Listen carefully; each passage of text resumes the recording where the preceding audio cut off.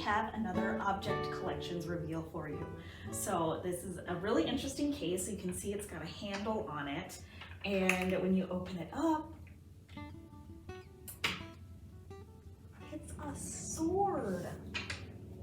Never did I think I would be able to show a sword from Freeborn County, but here we have it.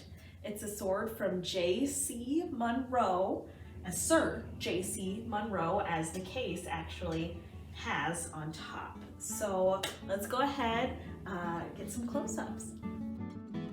This sword, as I had just said, was owned by a Sir J.C. Munro, and he was a very, very high up, big, important person in the Masons. He was from Texas, and his connection to Freeborn County is because he married a Miss Carrie Hall. Now, Miss Carrie Hall was quoted in a news article as one of the charming belles of Albert Lea and a favorite with all, and that was in the announcement that she was going to be married at her home to J.C. Munro. And he was quoted as being a worthy and wealthy gentleman from Texas who was fortunate to meet and win her while she was visiting her married sister in Texas. And that was in 1888 they were married.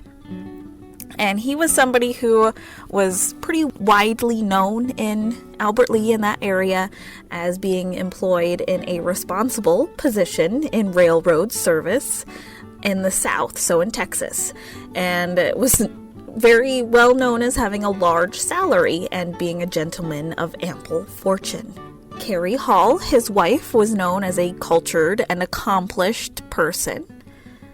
And he ended up being a Grand Commander of the Knights Templar in Minnesota. He was also presented with something that was described as a beautiful Masonic jewel on his 50th anniversary as a Mason.